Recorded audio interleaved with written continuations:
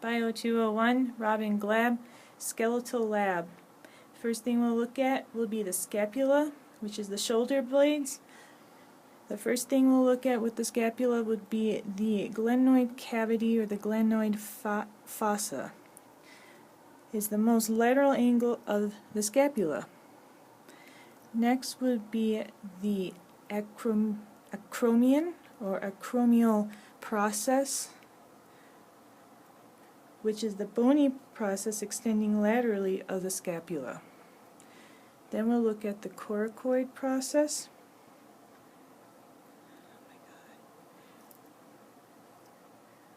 which is a hook-like structure on the lateral edge of the superior anterior portion of the scapula. We'll then identify the spine of the scapula, which is posterior side, the inferior angle, which is inferior of the scapula. Done. Next we'll be looking at the humerus.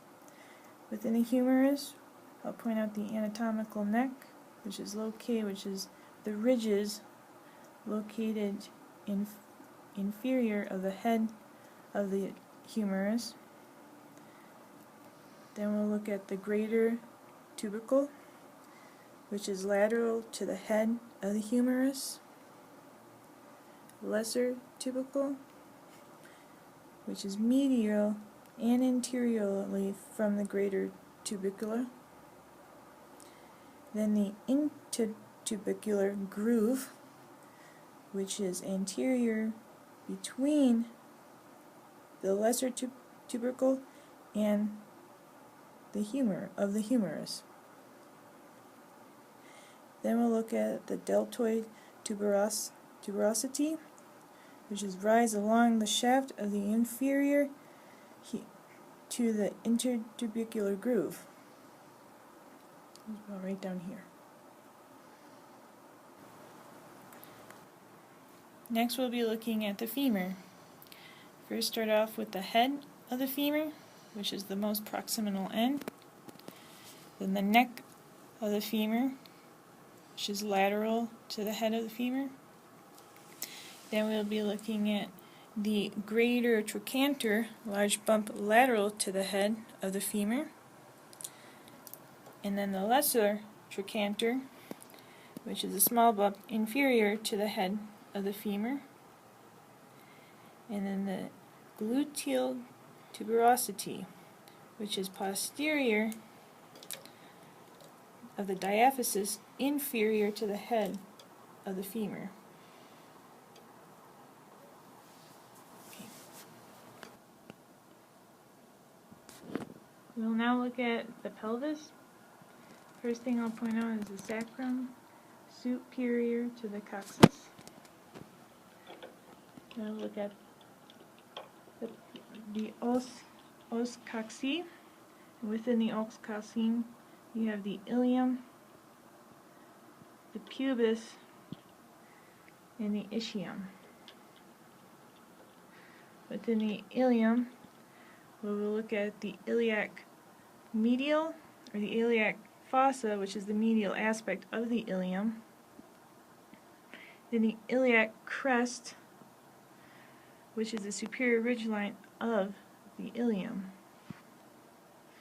Within the ischium, we will look at the ischial tuberosity, which is the lateral part of the ischium. Then the lesser sciatic notch, which is the lateral part of the ischium. And here would be the greater sciatic notch of the ilium.